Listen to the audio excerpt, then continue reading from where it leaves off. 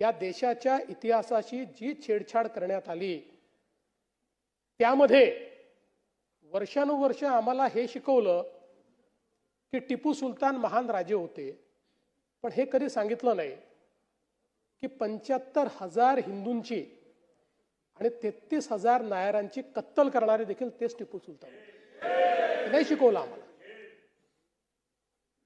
ते इंग्रजांशी लढले सांगितलं, पण कशा करता लढले? स्वतःचं राज्य वाचवायला लढले। आता खरा इतिहास ज्यावेळेस सापडतोय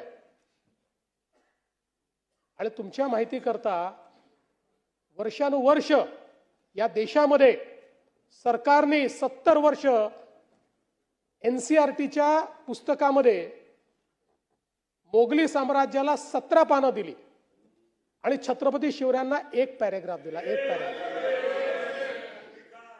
आता मोदी सरकारने या ठिकाणी छत्रपती शिवरायांच्या मराठ्यांच्या इतिहासाला एनसीईआरटी मध्ये 20 पानं दिल्यात, 20।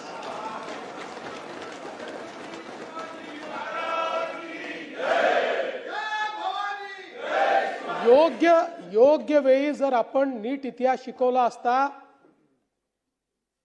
तर या देशातल्या एकाही मुसलमानाने औरंगजेबाला आपला हिरो म्हटलं नसतं।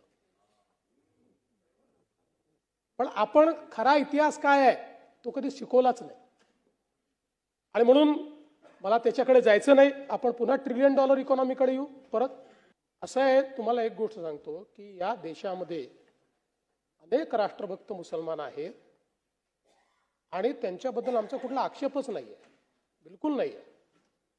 जे लोक या देशाच्या विरोधातल्या लोकांना, या देशाच्या आक्रमणकार्यांना आपला हिरो मानतील त्यांच्या विरुद्ध आम्ही लढाई करूच, आम्ही सोडणार नाही।